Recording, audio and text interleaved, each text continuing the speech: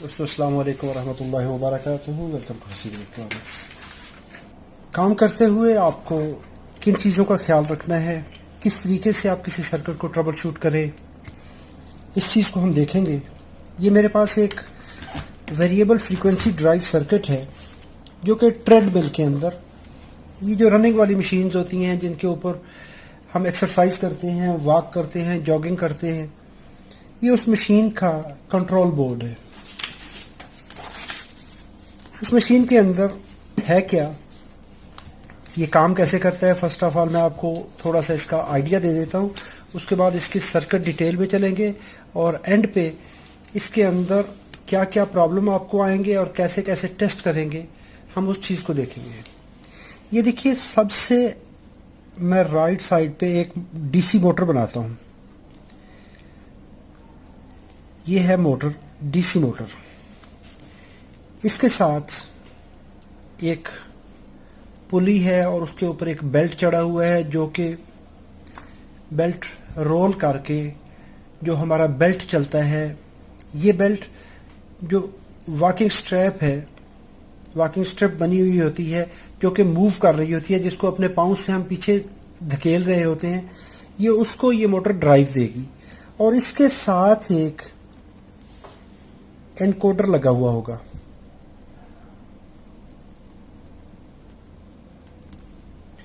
ये encoder optical हो सकता है, ये प्रॉक्सिमिटी हो सकता है, ये लाइट सेंसर हो सकता है, ये टैकोमीटर जनरेटर हो सकता है, ये रिजॉल्वर हो सकता है।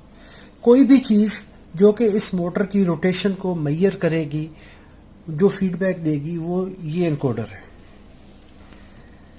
अभी हुआ क्या, ये मेरा एक दोस्त लेके आया मेरे पास कि सर ये नहीं चल रहा, ये बोर्ड उसने मैकेनिक के पास भेजा और उसने ये कुछ चीज़ें उसमें से टेस्ट के लिए रिमूव की हैं और बाद में वो बोर्ड में नहीं है, और तंग आके वो बंदा उससे उठा के ले आया कि उससे रिकवर नहीं हो सका बोर्ड।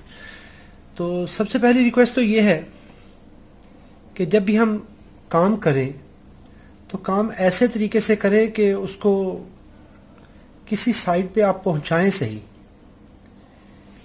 ये नहीं है कि बोर्ड बिल फिर पहले काम से भी जाए। अभी इसमें जब वो मेरे पास लेके आया, इसमें जब मैंने चेक किया तो जो काम करने चाहिए थे उस बंदे को, जो टेस्ट करना चाहिए था, उसने उन चीज़ों को टच तक नहीं किया। उसने बाकी और चीज़ें जिनका इससे ताल्लुक़ नहीं था, ये पावर ऑन हो रहा था बोर्ड, उसने वो पावर ऑन होने से भी जाता किया कि ठीक है जी ये चलते करो इसको। ये एक पावर ड्राइव है, यहाँ से इसकी इनपुट आ रही है 220 वोल्ट, यहाँ से ये लिखा हुआ है 220 वोल्ट। इसका पहले सर्किट देख लीजिए, फिर इसके बाद चलते हैं इसकी बाकी कॉन्फ़िगरेशन पे। अगर हम यहाँ पे देखेंगे तो ये इसका फ्यूज़ है और फ्यूज़ के सेकंड एंड पे ये एक बॉक्स कैपेसिटर लगा हुआ है हाई फ्रीक्वेंसी स्पाइक के लिए, आगे ओवर वोल्टेज प्रोटेक्शन है।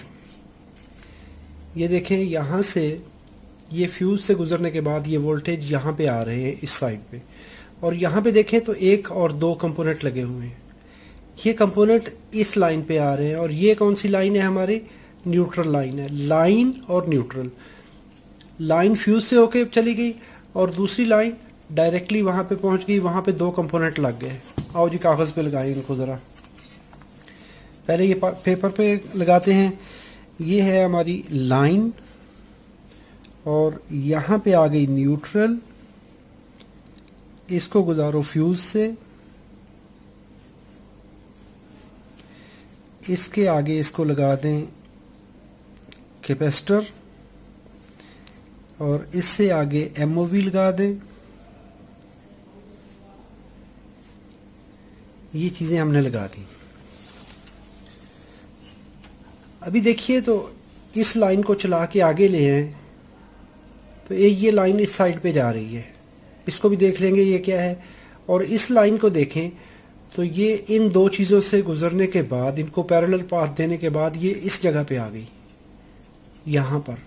यहाँ पर क्या है, इस जगह पर अगर हम देखेंगे तो इसके 1, 2 और 3, ये 3 पॉइंट बने हुए हैं, और ये ब्लैक कलर का एक कंपोनेंट है।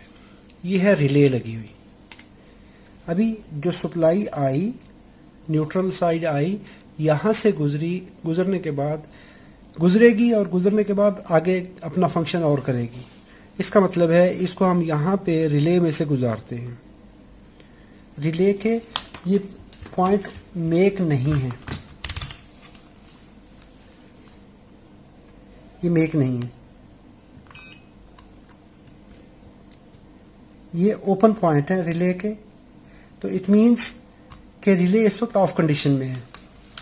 जब ये ऑन होगी, अपने कॉन्टैक्ट को मेक करवाएगी, तो उस वक्त ये सप्लाई पास होगी यहाँ से आगे।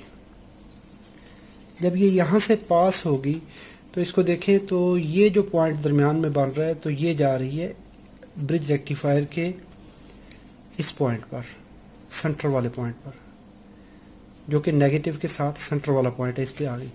और अगर आप ये फ्यूज़ वाली लाइन को देखेंगे तो फ्यूज़ वाली लाइन ये सीधी यहाँ से गुजरने के बाद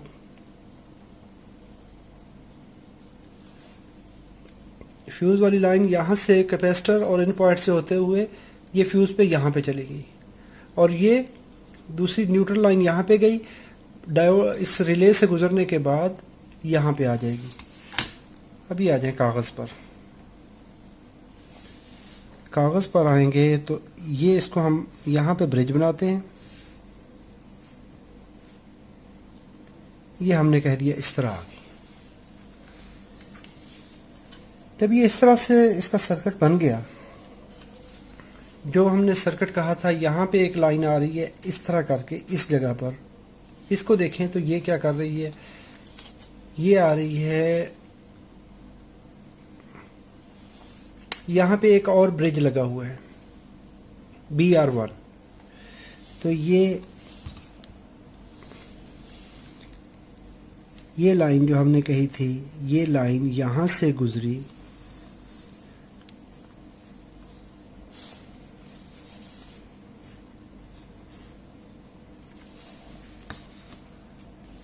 अभी देखें ये लाइन यहाँ से चली, ऐसे ब्रिज पे आ गई, दूसरे ब्रिज पे BR1 पे। और अगर इस जगह पे देखेंगे, इस रिले के सेंटर पॉइंट से जो हमने मेन लाइन यहाँ पे लेके आए थे, ये यहाँ से आगे भी पास हो रही है। जब ये आगे पास हो रही है तो इसको देखेंगे तो यहाँ पे एक कंपोनेंट लगा हुआ है, ये वाला एक पॉइंट ये है, एक पॉइंट ये है। इसको बैक साइड पे करिए तो यहाँ पर लगा हुआ है NTC। इस पॉइंट से लाइन इन हुई और इससे आउट होके ब्रिज के दूसरे पॉइंट पे चली गई। तो हमने कहा कि यहाँ पर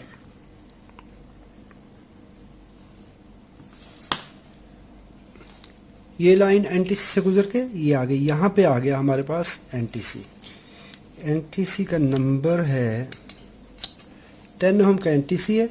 अभी इसको देख लीजिए कैसे आ रही है ये सप्लाई। ये हमने कहा ये लाइन डायरेक्टली आ रही है इस NTC पर, NTC के एक पॉइंट पर यहाँ पर,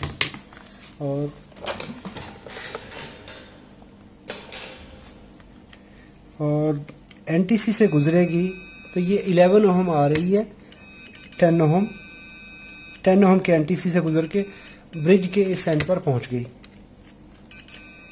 इस ब्रिज रेक्टिफायर पे पहुँच गई। अगर इस लाइन को देखेंगे, फ्यूज़ पे गई, फ्यूज़ से गुजरी,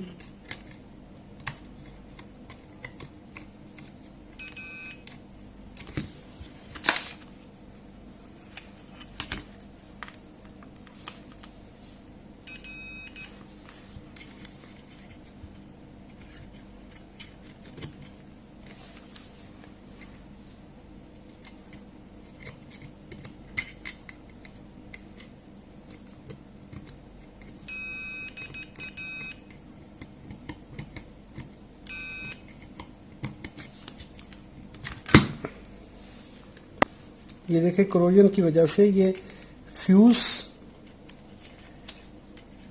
लगा हुआ। वैसे तो फ्यूज़ शो हो रहा है कि फ्यूज़ की कंटिन्यूटी आ रही है, लेकिन वो पास नहीं कर रहा।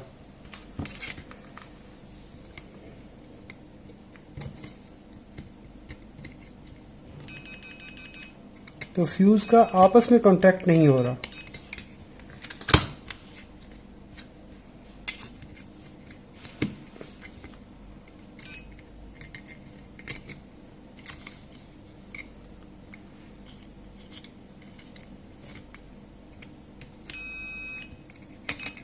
अभी देखिए फ्यूज़ यहाँ पे कैसा फॉल्ट आ रहा है कि ब्रिज के इस एंड पे फ्यूज़ रीड कर रहा है, लेकिन फ्यूज़ का इस साइड पे फ्यूज़ भी ठीक है, लेकिन फ्यूज़ की मेटल का आपस में कांटेक्ट नहीं हो रहा। जब ये फ्यूज़ के ये देखें तो कितनी करोजन आई हुई है, तो जब ये फ्यूज़ पे इस तरह की करोजन आएगी, ऐसे हालत में हमें फ्यूज़ होल्डर को तब्दील कर देना चाहिए।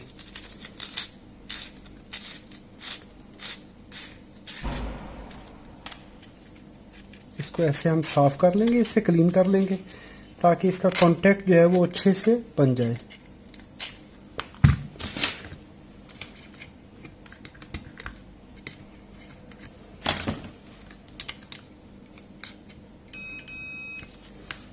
अभी देखिए ये कांटेक्ट हो गया इसका आपस में। पहले ये कांटेक्ट फ्यूज़ भी ठीक था, फ्यूज़ इस एंड पे भी इस एंड पे भी, ये आपस में कंटिन्यूटी नहीं दे रहा था। तो इसको जब आप क्लीन करेंगे, इसकी जो जंग लगा हुआ है, करोजन लगी हुई है, उसको हटाएंगे तो ये आपस में सर्किट को पास करेगा। बाज़ को इस तरह के भी मसाइल आते हैं। अच्छा, अभी हमने बोला कि ब्रिज पर एक लाइन हमारी फ्यूज़ से गुजरने के बाद डायरेक्ट आ गई, वो है ये वाली लाइन, और दूसरी लाइन हमने बोला कि जी इस एनटीसी से गुजरेगी। एनटीसी से गुजरने के बाद ये एनटीसी पे आई, डायरेक्ट 0 ओम आ गई, दूसरे एंड पे 10 ओम आ गई, और ब्रिज रेक्टिफायर के इस एंड पे आ गई। अच्छा, अभी हमें देखें कि दो लाइनें मिल गई। इस कैपेसिटर पे इस ब्रिज रेक्टिफायर पे डायरेक्ट वोल्टेज नहीं जाएंगे, रिले के थ्रू जाएंगे। तो ये इस रिले की एक कंट्रोल वाइंडिंग है। यहाँ पर ये 2 पॉइंट जो नज़र आ रहे हैं हमें, ये इसको एनर्जाइज करेगी। जब ये पॉइंट यहाँ पे वोल्टेज आएंगे तो ये इसका मैग्नेटिक आर्म जो है वो क्या करेगा, इसका आर्मेचर इन पॉइंट्स को आपस में मिला देगा। ये दोनों पॉइंट आपस में टच हो जाएंगे। कौन से वाले पॉइंट? ये वाले पॉइंट। तो अभी जैसे ही ये दोनों पॉइंट टच होंगे, मिलेंगे, यहाँ पर इसकी रिले की कॉइल आ गई। तो ये क्या करेगी, ये मैकेनिकली इसमें इलेक्ट्रोमैग्नेट बनेगा और वो इस पॉइंट को मिलाएगा। तो जो वोल्टेज आएंगे वो यहाँ से गुजर के सीधे आगे चले जाएंगे। यहाँ पे आपको मिलेंगे डीसी वोल्टेज। ये डीसी वोल्टेज, ये देखिए, तो ब्रिज रेक्टिफायर का ये एक एंड, एसी तो हमने दोनों पॉइंट पे पहुंचा दी। एक हमने कहा फ्यूज से डायरेक्ट और दूसरी इस रिले से आ गई। पॉजिटिव पॉइंट देखें कट वाला, तो ये पॉजिटिव पॉइंट डायरेक्ट जा रहा है इस कैपेसिटर के पॉजिटिव टर्मिनल पर। तो यहाँ पर कैपेसिटर का पॉजिटिव टर्मिनल बनाएं। नेगेटिव टर्मिनल को देखेंगे तो नेगेटिव टर्मिनल यहाँ से गुजरने के बाद ये देखिए, यहाँ से नेगेटिव टर्मिनल, और साथ में ये एक रेजिस्टर लगी हुई है, और यहाँ पर ये एक कंपाउंड लगा हुआ है कैपेसिटर को फिक्स करने के लिए। ये भी उतरता नहीं है, चले। तो ये एक रेजिस्टर है, ब्लीडर रेजिस्टर, और ये इस कैपेसिटर के नेगेटिव टर्मिनल पर वोल्टेज चले गए। इसके पैरेलल में एक ब्लीडर रेजिस्टर, ये कितने की है, ब्राउन ब्लैक येलो, 100K की, और कैपेसिटर है, ब्रिज है 1006 kBu, ब्रिज आ गया kBu 1006, रेजिस्टर आ गई 100K की, और कैपेसिटर की वैल्यू है 470 माइक्रो और 400 वोल्ट। यहाँ से अभी वोल्टेज आ गए हमारे। जब ये वोल्टेज देखें तो ये नेगेटिव लाइन सीधी चली गई कहाँ पर, जो हमने कहा था कि ये मोटर का एक टर्मिनल है जिस पे M नेगेटिव लिखा हुआ है। तो ये मोटर के नेगेटिव टर्मिनल पे चली गई। यहाँ पे जो हमारी आउटपुट पिन है इस पे कनेक्ट हो गई। नेगेटिव वोल्टेज डायरेक्टली चले गए। अभी पॉजिटिव वोल्टेज को देखेंगे तो ये पॉजिटिव लाइन है, पॉजिटिव लाइन आके कनेक्ट कैपेसिटर के इस एंड पे, पॉजिटिव एंड से ये देखें तो यहाँ पर ये कनेक्ट हो गया आके, ये पॉजिटिव वोल्टेज आ गया इस जगह पर। इस मॉसफेट के, ये मॉसफेट है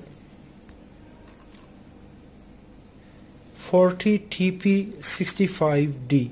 सबसे पहले जो पावर ड्राइव सेक्शन है उसको चेक कर लें। कैसे चेक करिए कि वो शॉर्ट तो नहीं है।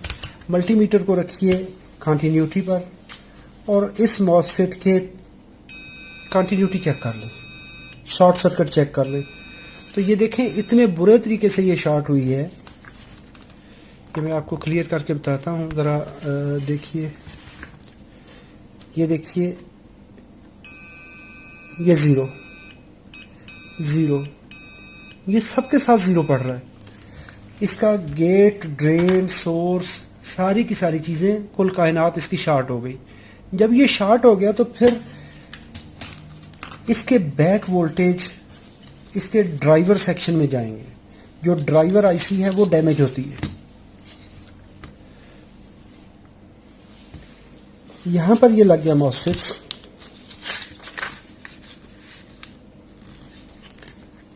मॉसफेट का ये आ गई ड्राइव,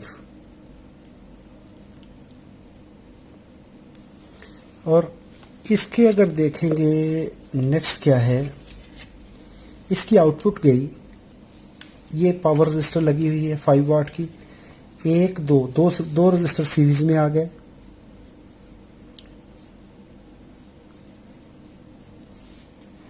और यहां से आउट होने के बाद ये वोल्टेज, ये ड्राइव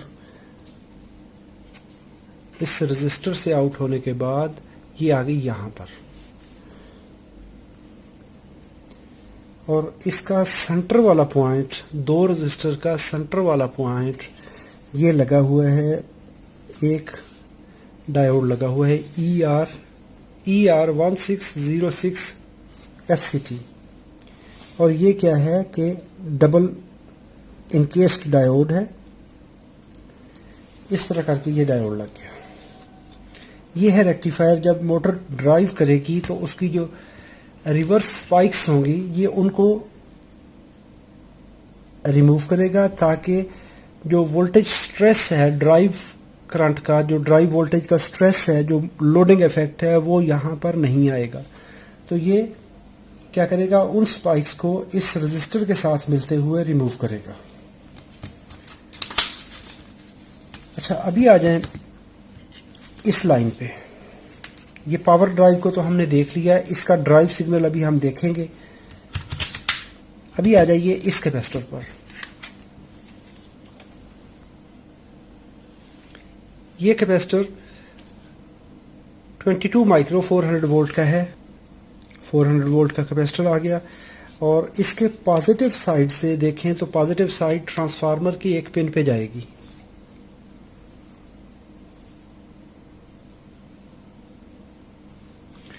ये ट्रांसफार्मर पर चली गई, और ट्रांसफार्मर की दूसरी पिन, इस पिन पे हमारे वोल्टेज आ गए, पॉजिटिव वोल्टेज कैपेसिटर से, और नेगेटिव लाइन आईसी पे जा रही है, और इसकी पिन नंबर 1 2 3। ट्रांसफार्मर की पिन नंबर 3, ट्रांसफार्मर की पिन नंबर 3 आईसी की पिन नंबर 4 पर जा रही है। 1 2 3 फ्री है, पिन नंबर 4 पे चलेगी। आईसी लगी हुई है TNY 277PN। तो यहां पर हम लगाते हैं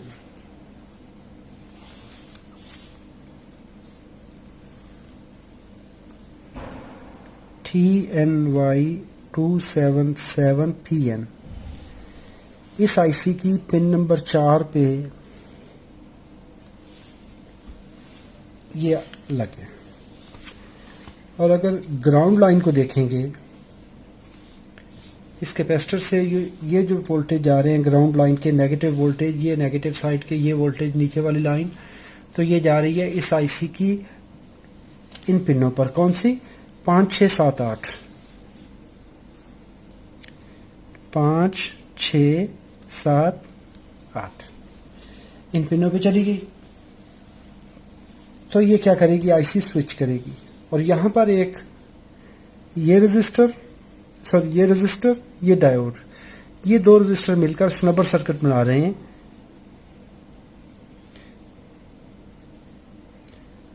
ये एक्चुअल ऑफलाइन स्विचर है फ्लाई बैक ट्रांसफार्मर्स के लिए। तो इसकी सेकेंडरी साइड को देखेंगे तो सेकेंडरी पे आपको 3 वाइंडिंग मिल रही हैं, 3 आउटपुट मिल रही हैं, 1 2 3। अच्छा, इसमें 2 तरह की अभी नज़र आ रही हैं। एक सेंटर कॉमन है, इसको अगर आप चेक करेंगे तो कैपेसिटर की सेंटर पिन पे जाएगा।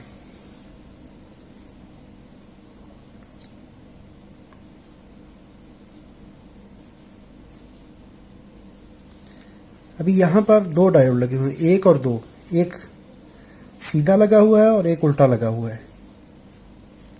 और यहाँ पर 2 कैपेसिटर लग गए, 1 और 2। अभी किया क्या बंदे ने, जिसके पास ये रिपेयर के लिए गया, उसने ये ट्रांसफार्मर उतार लिया। भाई उतार लिया तो इसको वापस लगा तो दो ना। वो जब कुछ दिन रखा, वो ट्रांसफार्मर साहब गुम हो गए, वो मिला नहीं। जब मिला नहीं तो ये बगैर ट्रांसफार्मर के भी बोर्ड आ गया।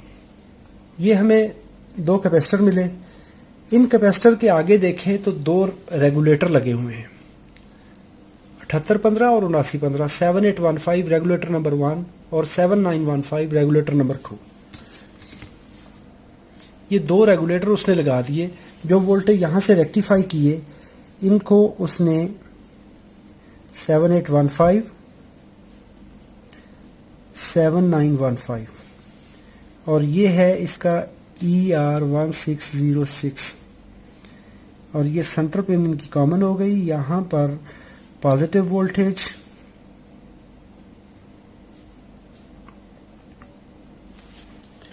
ये 2 कैपेसिटर और लगे हुए हैं, ये वाले।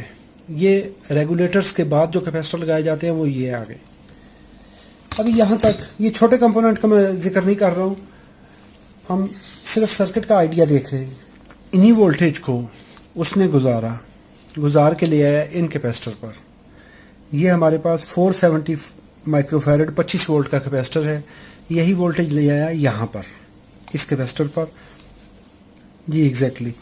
अच्छा, ये यहाँ पे मिले हमें +15 -15 और जो ले आया यहाँ पर ये वोल्टेज +15 को ले आया। यहाँ पर उसने एक 7805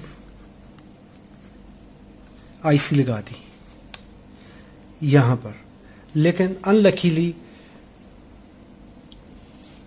ये 7805 आईसी इस पिक कंट्रोलर की सप्लाई के लिए है, लेकिन उसने इसको रिमूव किया टेस्ट करने के लिए और बाद में इसको भी लगाया नहीं। ये देखें तो उसी तरह उसका पुअर कंडीशन में सोल्डर लगा हुआ है और उसने इसको लगाया नहीं है। +5 वोल्ट यहाँ पर मिल गए हमें। जब ये +5 वोल्ट यहाँ पर मिले तो यहाँ पर लगा दीजिए आप पिक।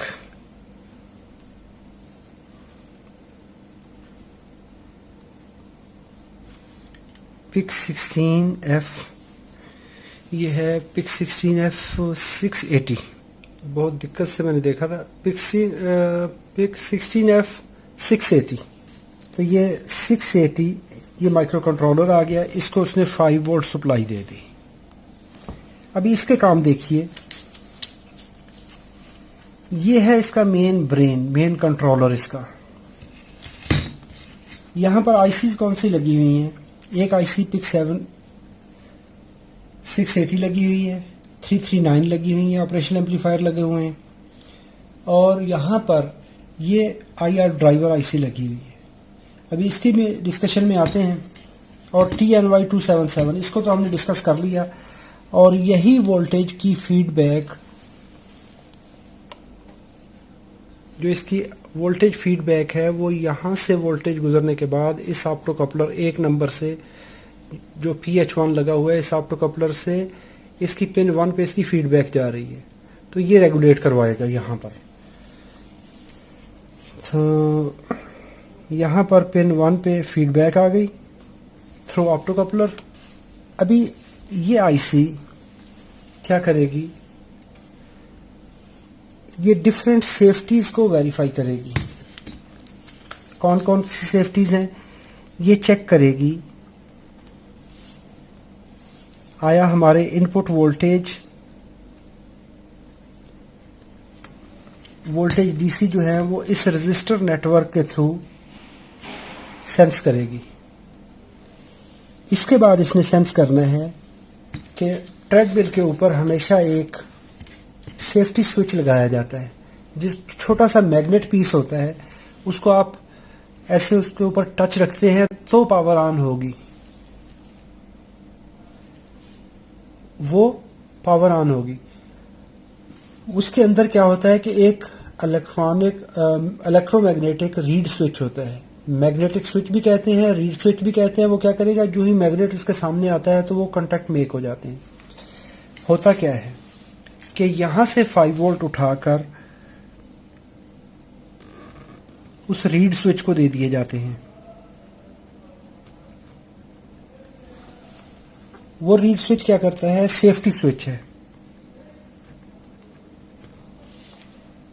ये सेफ्टी स्विच क्या करेगा, मेक करेगा और इस आईसी को इन्हें बता देगा जी ओके है। अगर कोई बंदा वहां से उसकी जो रनिंग स्ट्रिप है वहां से स्लिप होता है तो स्लिप होने से क्या होगा, वो या तो रिस्ट के साथ उसको लगा दिया जाता है, तो जो ही उसकी रिस्ट दूर होगी तो वो मैग्नेट उससे दूर हो जाएगा, ये मशीन फौरन रुक जाएगी, बंदे को और ज़ख्मी नहीं करेगी। या वो बाज़-औक़ात वो उसको स्ट्रिप के ज़रिए गले में लटका लिया जाता है, तो गले में लटकाते हैं, जो ही बंदा थोड़ा सा पीछे होता है तो वो मैग्नेट दूर हो जाता है और बंदा बच जाता है। वो मज़ीद उसको बार बार चलने से बंदे को ज़ख्मी नहीं करेगी। अच्छा, ये हो गया सेफ्टी का। इसके बाद यहाँ पर इसका कीबोर्ड कनेक्ट होता है। ट्रेडमिल के ऊपर कीबोर्ड है जिससे आप स्पीड एडजस्ट करते हैं कि मैंने वॉक करना है, मैंने रनिंग करनी है, रनिंग की स्पीड कितनी होनी चाहिए, 1 किलोमीटर, 2 किलोमीटर, 5 किलोमीटर, 10 किलोमीटर, कितने किलोमीटर पर आवर की स्पीड होनी चाहिए, वो कीबोर्ड यहाँ पर कनेक्ट होगा। और साथ में वहाँ पर डिस्प्ले आएगा, कीबोर्ड फंक्शन डिस्प्ले। ये सारी की सारी कम्युनिकेशन यहां से करेगा सीरियल पोर्ट के जरिए। और साथ में ये देखिए तो यहां पर एक लिखा हुआ है ग्राउंड और आरपीएम। आरपीएम ये जो मैंने बात की थी, ये मोटर की स्पीड को, यहां पे एक एनकोडर लगा हुआ है। ये प्रॉक्सिमिटी सेंसर भी हो सकता है, ये एनकोडर भी हो सकता है, ऑप्टिकल एनकोडर हो सकता है। ये जो कि इस मैकेनिकल पोजीशन पे जब वो रोटेट कर रही है तो इसकी रोटेशन की स्पीड को मेजर करेगा। उसके लिए कोई भी सेंसर उसने लगा दिया तो ये आरपीएम की स्पीड भी इसको मिल जाएगी। ये सेफ्टी भी इसके पास आ गई कि आरपीएम की स्पीड क्या होगी। अच्छा, इसके बाद यहाँ पर देखिए, ये 2 रजिस्टर के सेंटर पॉइंट से एक ट्रांजिस्टर है और एम्पलीफायर लगा हुआ है और रजिस्टर नेटवर्क है। ये मिलकर एक कमांड सिग्नल जो फीडबैक सिग्नल है यहाँ से होता हुआ ये आ रहा है, और ये बैक साइड से यहाँ से निकलने के बाद इस नेटवर्क में इस आईसी पे आएगा। ये आईसी उस करंट को मेजर करेगी कि कितनी करंट फ्लो कर रही है। उसके बाद ये इस ऑप्टो कपलर के ज़रिए इस आईसी को बताएगी, माइक्रो कंट्रोलर को बताएगी। तो यहाँ से हम कह सकते हैं आई सेंस, ये करंट सेंस का सिग्नल जो है यहाँ से उठाएगी, और ये प्रोसेस होने के बाद ये करंट सेंस का जो सिग्नल की बात की हमने कि कितनी करंट फ्लो हो रही है, वो करंट यहाँ से आएगी। इसके अंदर यहाँ पर एक प्रोसेसिंग सर्किट है और ये क्या करेगा, फीडबैक देगा इस आईसी को कि करंट कितनी गुजर रही है। फ़ायदा क्या होगा, इन केस हमारी ये मॉसफेट शॉर्ट हो जाती है तो ये मोटर परमानेंट ऑन हो जाएगी। इसके ऑन होने से नुकसान होगा, यानी ये अनकंट्रोल स्पीड हो जाएगी। अनकंट्रोल नहीं चलाना है, इसकी स्पीड को कंट्रोल करके चलाना है। तो जो करंट की मिकदार यहाँ पे फ्लो होगी वो वापसी इस आईसी को पता चलेगा कि कितनी फ्लो हुई। सेकंड, जब ये आईसी यहाँ से कमांड सेंड करेगी, जो सिग्नल है हमारा उस सिग्नल को ट्रांसफ़र करवाएगी, उससे पहले इसने इस ब्रिज रेक्टिफायर को ऑन करवाना है। जब ये सारी सेफ्टीज़ ओके होंगी, ये सप्लाई ओके है, वीसीसी ओके है, 5 वोल्ट का ये रेगुलेटर ओके है, उसके बाद ये आईसी इस रिले को कमांड भेजेगी। इसको कमांड देने के लिए, इसको पावर ऑन करवाने के लिए, इस रिले को एक्टिवेट करवाने के लिए एक यहाँ पर ये ट्रांजिस्टर लगा हुआ है Q1। तो ये क्या करेगा, यहाँ से इस रिले के इन 2 पॉइंट्स पे सप्लाई देगा। जब यहाँ पे एनर्जाइज होगी रिले तो ये 2 पॉइंट शिफ्ट करेंगे। ये पॉइंट ऊपर मिलेगा, इसके मिलने से इस ब्रिज में वोल्टेज जाएंगे, एसी वोल्टेज रेक्टिफाई करेगा, कैपेसिटर चार्ज होगा, ये आईसी ये मॉसफेट वोल्टेज रिसीव करके कमांड लेने के लिए रेडी हो जाएगी।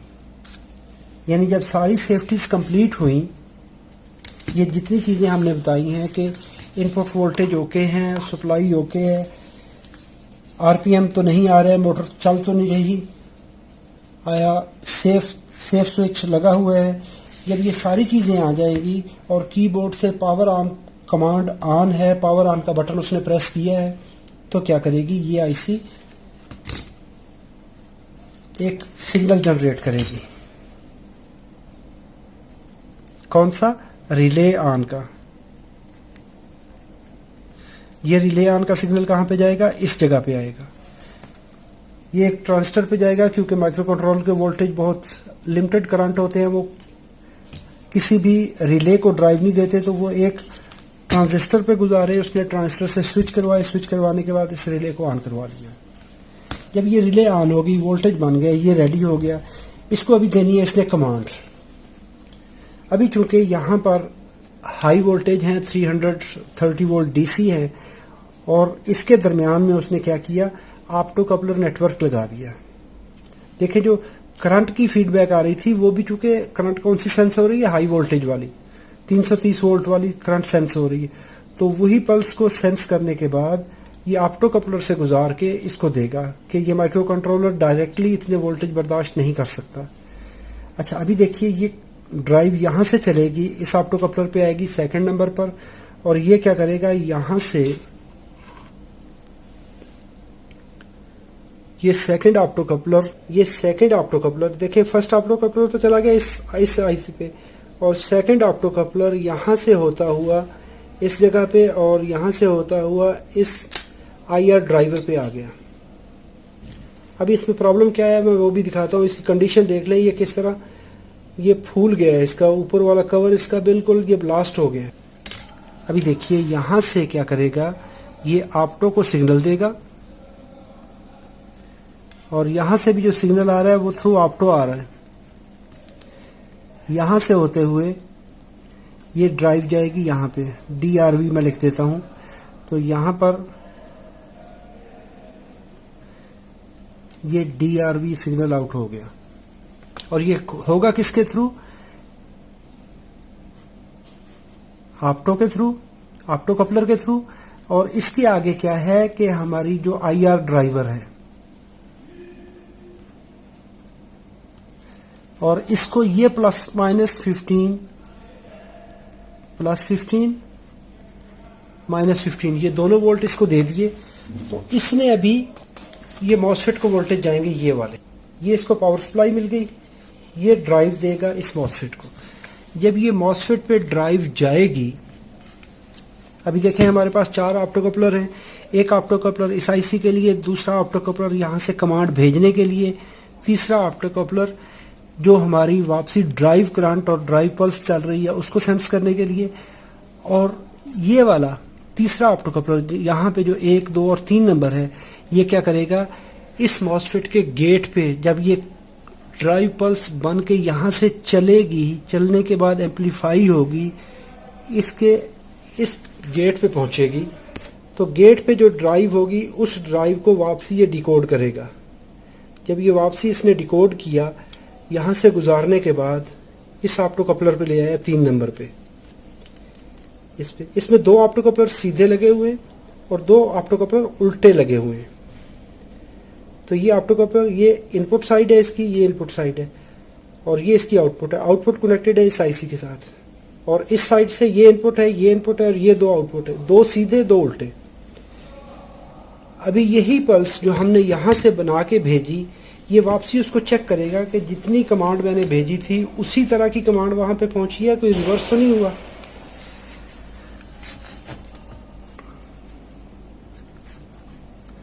ऑप्टो कपलर से वापसी ड्राइव फीडबैक लेगा। जो कमांड यहाँ से चलाई थी, यहाँ से चलने के बाद मॉसफेट के इस पॉइंट पे पहुंची, इससे वापसी रीड बैक कर लिया। एक इसने इस कमांड को रीड बैक कर लिया, इंश्योर कर लिया माइक्रो कंट्रोलर ने कि जो कमांड भेजी थी वो वाकई पहुंची है कि नहीं। उसके बाद जो कमांड भेजी थी उसके बराबर वोल्टेज बने हैं कि नहीं,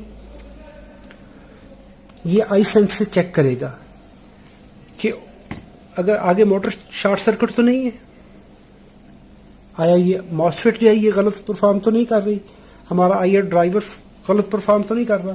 जब इनको चेक करेगा तो आई सेंस के ये वोल्टेज यहाँ पे आएंगे।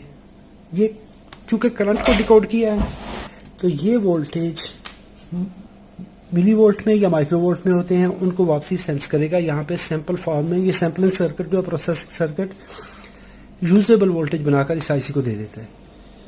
इसके बाद जब इसने ये करंट भी चेक कर ली, कमांड भी चेक कर ली, मोटर को जब चलना चाहिए तो जो आरपीएम की फीडबैक है वो वापसी, क्योंकि मोटर के चलने से जब मोटर रोटेट करेगी तो उस पर जो भी प्रॉक्सिमिटी सेंसर लगा है या जो भी एनकोडर लगा है आया वो उसी स्पीड से, जो रिक्वायर्ड स्पीड थी वही स्पीड है या उससे ज़्यादा, ये कम तो नहीं है।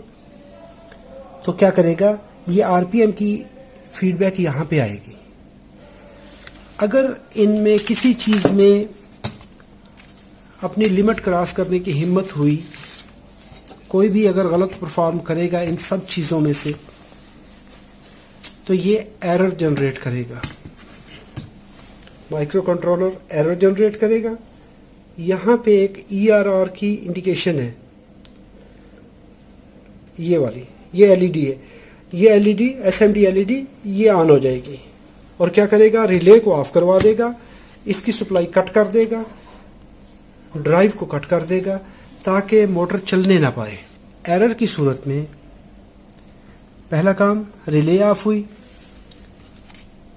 ड्राइव कट की ताकि मोटर मजीद चले ना, बंदा चलते चलते गिर गया, ये रीड स्विच ओपन हुआ, रिले ऑफ होगी, ड्राइव कट होगी, वहाँ पे रुक जाएगा। इनपुट सप्लाई अपनी लिमिट से एक्सीड करेगी या डाउन जाएगी तो वोल्टेज ये आईसी मॉनिटर करेगी इनपुट वोल्टेज को और साथ ही उसको स्टॉप करवा देगी। बेल्ट सही नहीं चल रहा, मोटर ओवर करंट ले रही है, तो ओवर करंट लेने की सूरत में ये क्या करेगा, यहाँ पर आई सेंस सिग्नल फीडबैक आएगी कि जी मोटर ओवर करंट ले रही है। वहाँ पे कोई रिस्ट्रिक्शन है तो रिस्ट्रिक्शन की सूरत में एनकोडर फीडबैक देगा, तो आरपीएम अचीव नहीं होंगे, मोटर लोडेड चलेगी। ये सारी सेफ्टीज़ यहाँ पे मॉनिटर होंगी। अभी इस बोर्ड में प्रॉब्लम क्या था, इस बोर्ड में प्रॉब्लम था कि ये मॉसफेट शॉर्ट हुई, इसके शॉर्ट होने की वजह से ये 330 वोल्ट, क्योंकि ये तो ड्राइव सर्किट है 15 वोल्ट का, ये वोल्टेज वापसी यहाँ से एंटर हुए और वापसी इस सारे सर्किट को डैमेज किया, आईआर ड्राइवर को डैमेज किया। तो किसी जगह पे भी जब हाई वोल्टेज ड्राइव हो, हाई करंट ड्राइव हो, तो उस हाई पावर सेक्शन को चेक कीजिए। जब हाई पावर सेक्शन को चेक करेंगे, जो ड्राइवर है आईजीबीटी लगा हुआ है, जो कि वहाँ पे जो भी कंपोनेंट लगा हुआ है वो क्या करेगा, आपको बता देगा कि जी इसमें प्रॉब्लम है या नहीं है। अभी क्वेश्चन ये आता है कि इसमें ये फ्यूज़ क्यों नहीं ब्लो हुआ, पॉसिबल है कि फ्यूज़ ब्लो हुआ हो। अगर फ्यूज़ ब्लो नहीं हुआ तो ये जब शॉर्ट हुआ तो ये वोल्टेज इसने इस सर्किट को डैमेज कर दिया।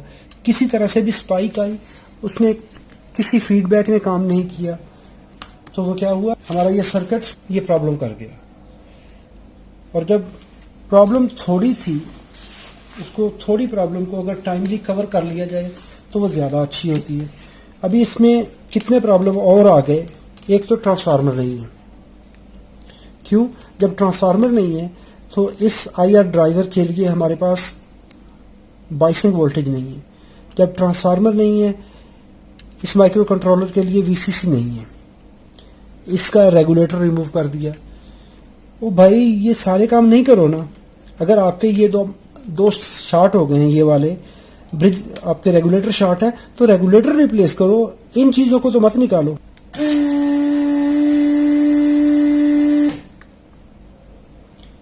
तो इस तरह के छोटे छोटे जो मसाइल होते हैं, इनको कोशिश कीजिए कि सही ढंग से उसको हल कीजिए तो ज़्यादा अच्छा होता है।